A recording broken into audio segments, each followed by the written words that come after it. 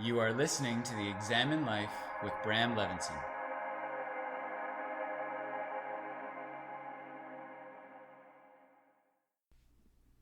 So it has been a while since I sat down in front of the microphone. And actually, I wanted to start this episode by saying something very tongue-in-cheek like, wow, it's been a minute, hasn't it? But I hate that expression so much. People have been using that expression over the past couple of years with me if they haven't seen me in a while, and they'll just say, God, it's been a minute. And I hate that expression so much I can't even explain to you. Like I don't know why it like instigates such like short circuiting in my brain that I almost lose my shit, that I can't even handle it. So I almost wanted to say, wow, it's been a minute, but then,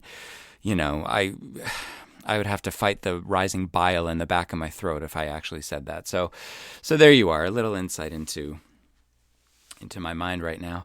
It has been a while, though. It's been a while since I sat down to record an episode, and there have been a couple of reasons for that. The first and foremost reason is that I am doing a show again in a theater in October in Montreal at the Rialto Theater, which is where I did the show We're Still Here just over 2 years ago.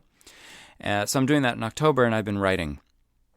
And the stuff that typically I would have sat down with to record a podcast, so the topics, the subjects, the thought-provoking, whatever, that stuff I've wanted to really sort of funnel into the show. And so it hasn't been for lack of inspiration, but it has been more out of necessity, really, because I want the show to be something very specific, and it's not completely formed, but a lot of the stuff that I wanted to, or that I do want to get out to everybody that I ordinarily would have done using this medium of the podcasting, I'm saving it. I'm saving it for the show. So that's one of the reasons. The other reason why I haven't sat down in front of the microphone is because I wasn't quite sure that the timing was perfectly right for me to discuss everything that is going on right now. I haven't podcasted in over a month, and in that month, this whole virus situation has exploded. And there were obviously things that I wanted to say about it, and ways that I wanted to bring everybody together. But I also felt like it would have been very premature for me to have sat down at any point before right now, anyway, to discuss it, because it's such an ongoing thing. It's such a breaking news kind of thing. And, it's now, I don't know, what time is it? 10 p.m., 10 past 10 p.m., something like that. And of course, now is when I feel the inspiration to sit down in front of the microphone and do this. So, that's what I said it would be. This medium, this form of communication. I originally said I was going to use it as a way to channel whatever was landing when it was landing, and that there wasn't going to be a specific recording frequency or publishing frequency. And I guess the past month plus has proven that to be true. So let me sort of delve into the stuff I want to talk about. Obviously, this COVID-19, this coronavirus thing is a thing. It's a thing. And it's the hot topic right now. And in respect to the perspective that I typically have with life, I was talking to somebody earlier today about it, and I said that I could be accused of having a very passive approach to life, or a very passive perspective on life, because my studies have brought me to the place where I witness a lot. I observe a lot. And actually, I was an observer before any of my studies. As a child, I was an observer. I preferred to observe and assess and get the lay of the land before I participated. And so I suppose that it is somewhat it makes sense that I would have found this very niche aspect of Hinduism and yoga, and really started to study the concept of witnessing and observing and simply doing that without feeling the need to participate. And so when this whole coronavirus thing started to come out, and when it started to come out in ways that were more than just, oh, this is happening on the other side of the world, but this may actually turn into something that affects everybody, I very quickly decided that I was going to replace the word coronavirus before it was rebranded as COVID-19, for us anyway, for the general public. I decided that I was going to replace the word coronavirus with fear. It was just going to be fear. So this fear is causing this. This fear has landed in this country, so on and so forth. Because as far as I'm concerned, the coronavirus itself is no different. If you take the label away from it, replace it with terrorism, replace it with shame, replace it with trauma, replace it with anything that I guess elicits fear in you. Whether that's fear of not having enough, lack of abundance, fear of not performing, fear of being too fat, fear of just not being enough of whatever. Because ultimately, all of those things, terrorism, coronavirus, financial issues, feeling shitty about yourself, all these things elicit the same responses within us. Now, the gig with the coronavirus is that this is one thing that is eliciting, that's triggering everyone. This typically doesn't happen on a global scale. I think the closest that we get to that is like a world war or the economy, right? Because the economy and or world war tends to affect everybody in a very non-discriminating way. So it doesn't matter where you are in the world, and doesn't matter what you have or what you don't have. These things will typically affect all of us. So I see this as another one anyway of life's great equalizers, because this virus does not discriminate. Fear does not discriminate. And so I've been watching and observing over the past couple of weeks. I've been observing this climate of fear just sort of exponentially grow. And, the virus has now gotten into Italy, and Italy as a country is in lockdown. I mean, that alone is mind-boggling. And listen, I by no means want to belittle what is going on. I don't want to make it seem like, oh, this is nothing to worry about. Of course it's something to factor into the equation. But ultimately, I've done my time with fear, if that makes any sense. As a child, I was a fearful child, and I've done my work as much as one could possibly do his or her work in order to be in relationship to fear and be able to, stare it straight in the face and have it not be fear. There are very few things that I am still afraid of.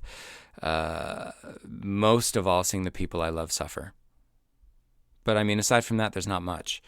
And so watching the progress of this, coronavirus has been, for me, watching fear sweep the world, and then watching and observing the reaction to that fear, whether it be on an individual level or whether it be on like a mass societal level.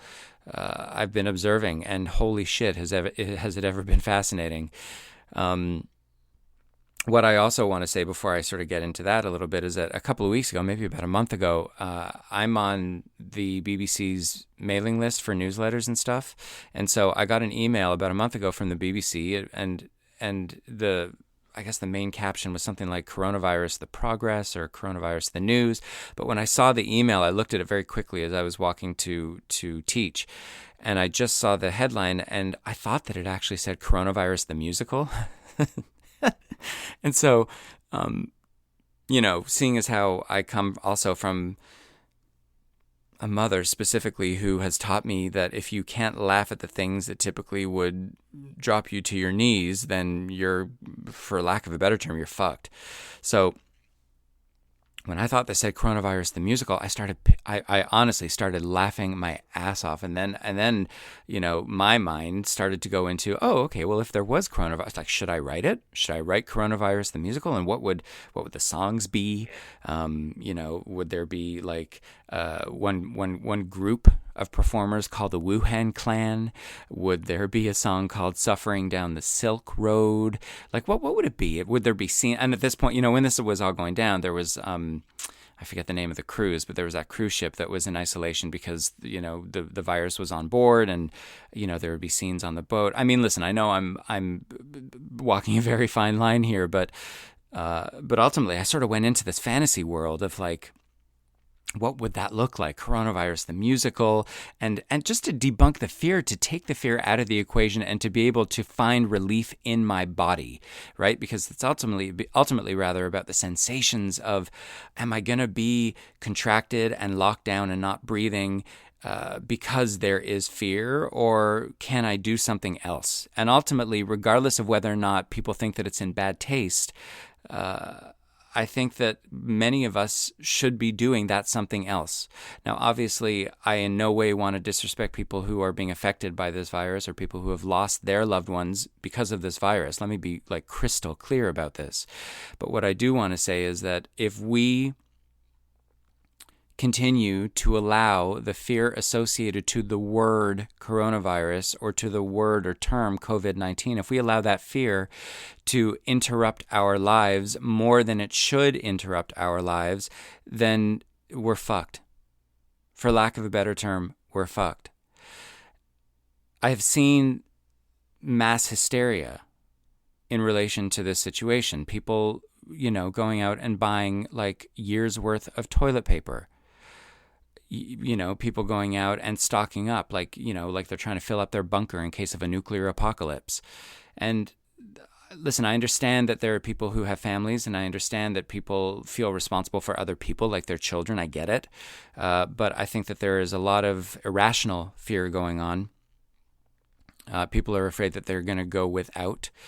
And I think that, well, look, I don't know. Maybe they will. How the hell should I know? But what I do think is that fear that has landed with everybody is such a double-edged sword, because on the one hand, it is instigating people into this Lord of the Flies frenzy, where all of a sudden, it just seems like, you've got the president of the United States just being a total fucking idiot and saying, stupid things and acting like, the big man. You've got other people running around and just like following what other people are doing. I don't know if you've ever heard of the 100th monkey effect. I think it's something like that. But it is essentially says, I think it was based in Japanese philosophy or something, but the 100th monkey effect basically said that, when these monkeys were, or when behavior was trying to be taught to monkeys, once the 99th monkey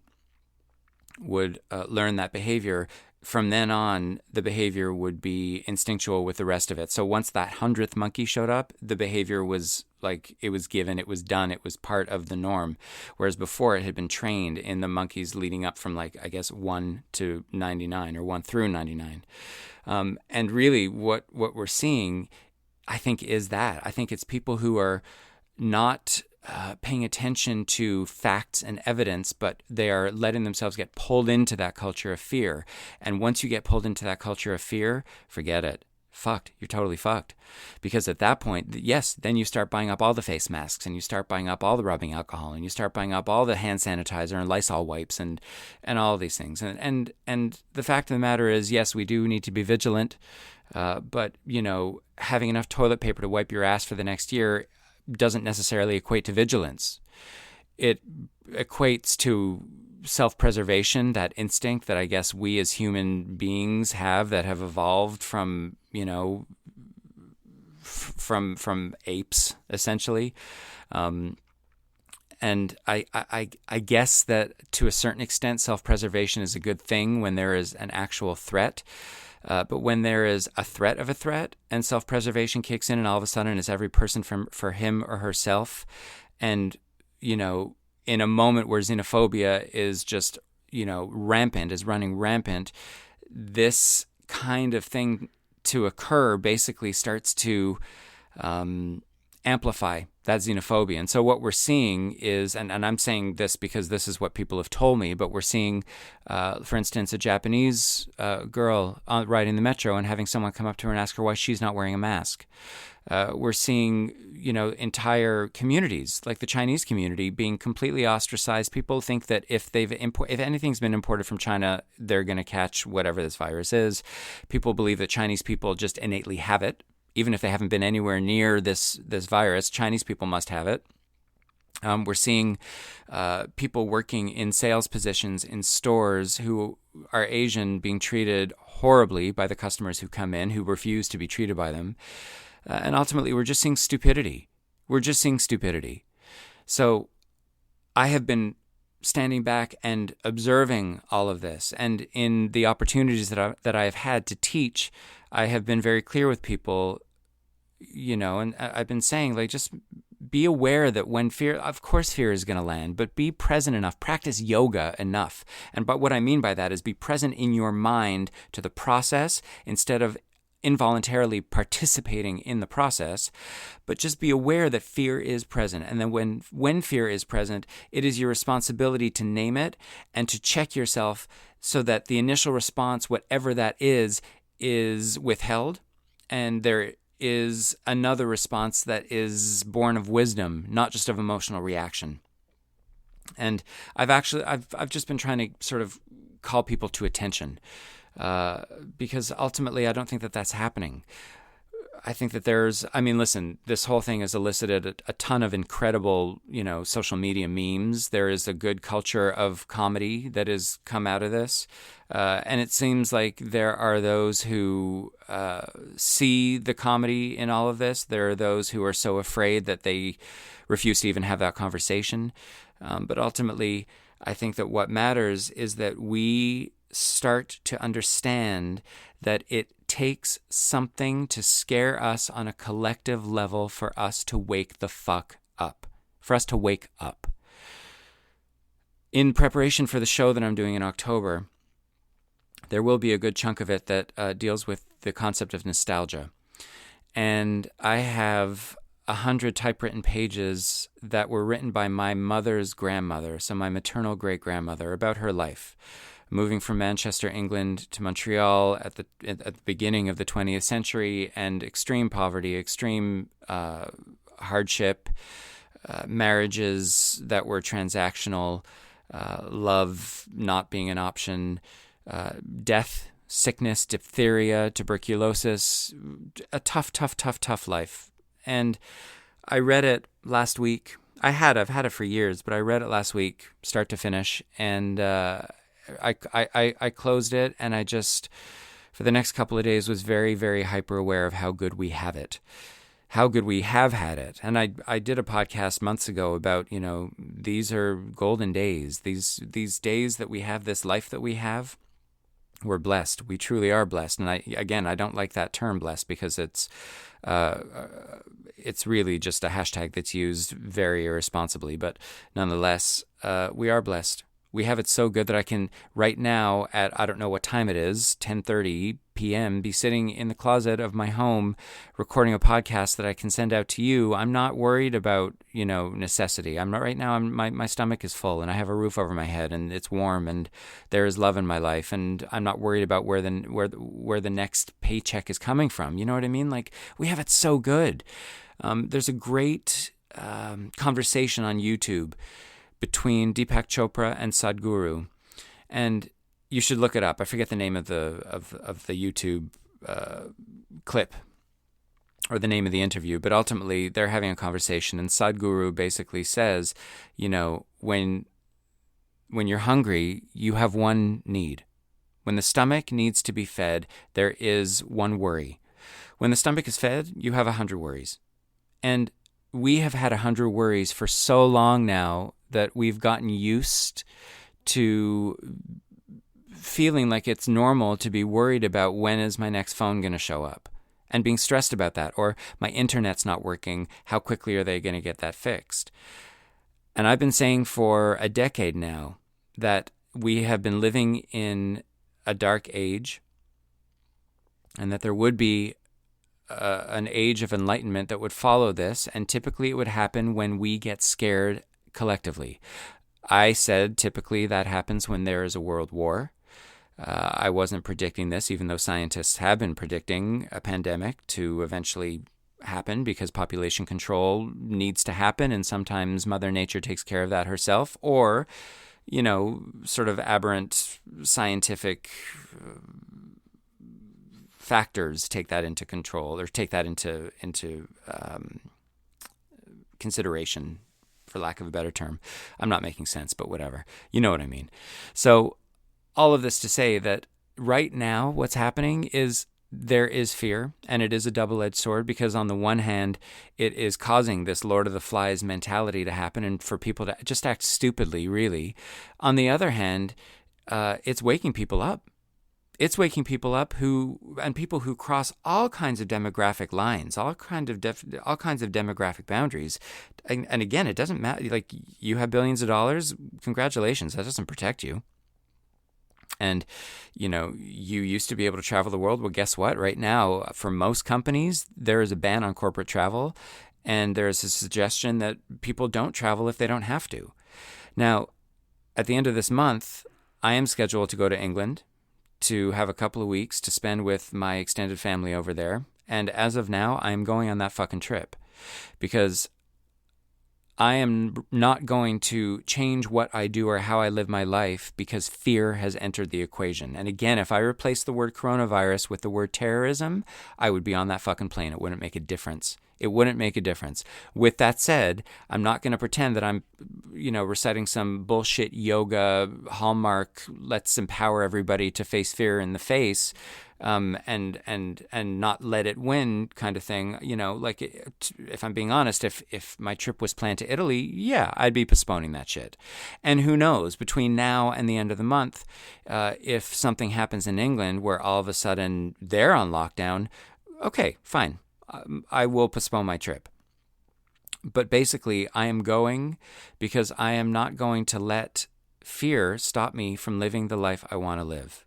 And if if we look at the evidence, if I do catch this, if this body, the Bramness, catches it, then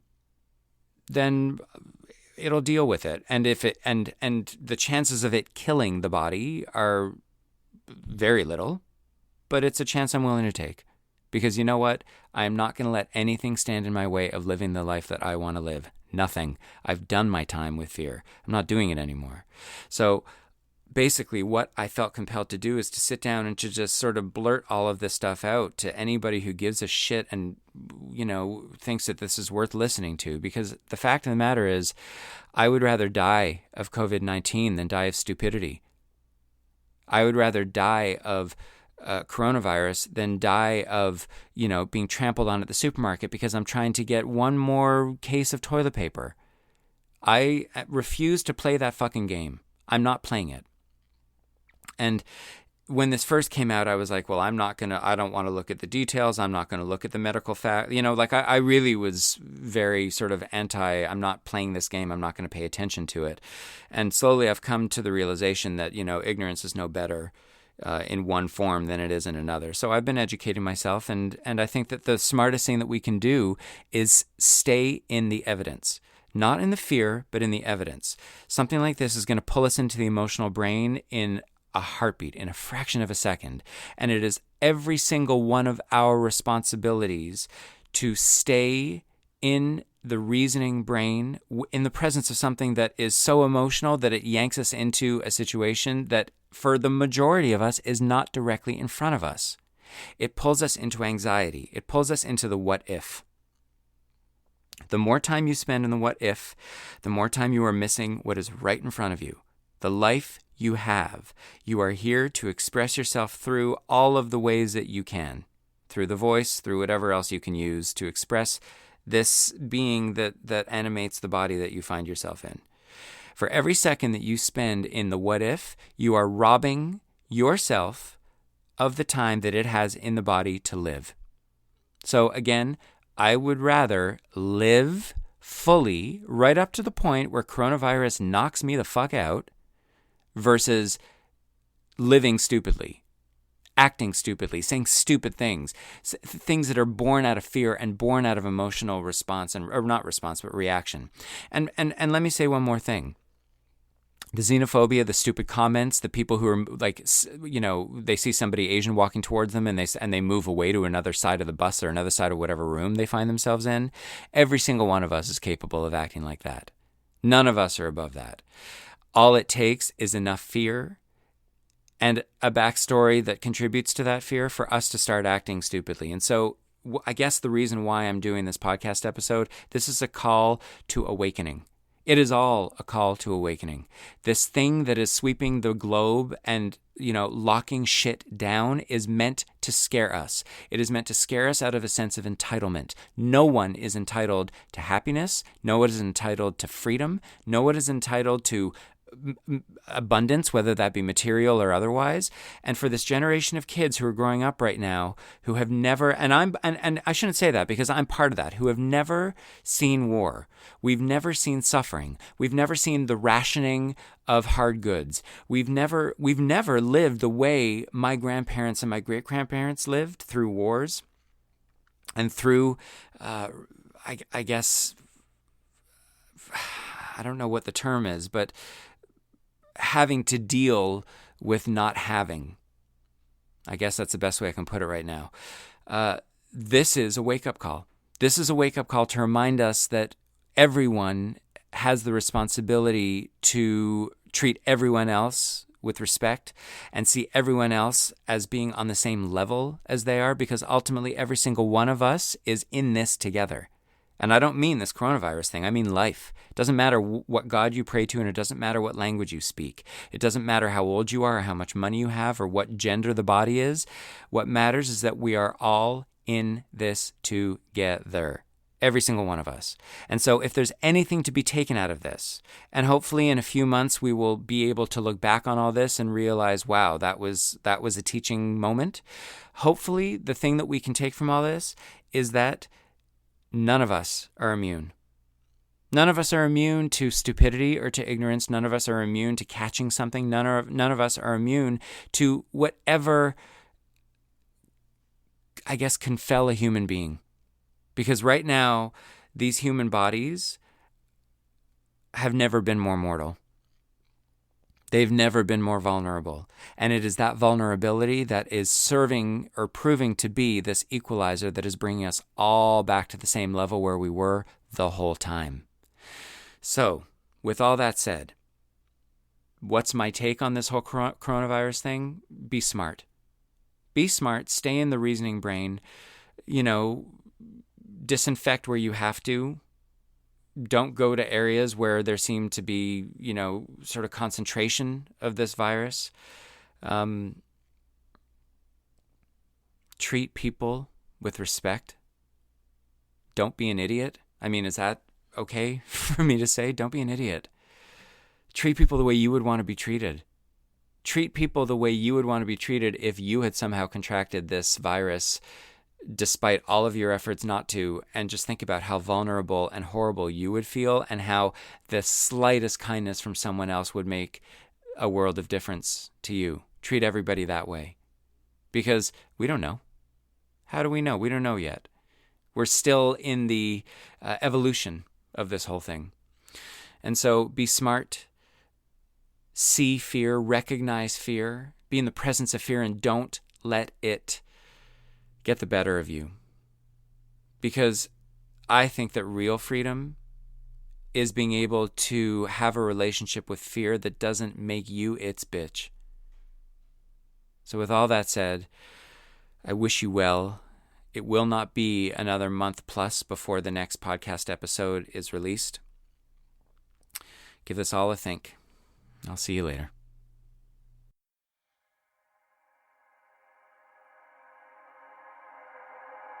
This has been the Examine Life with Bram Levinson.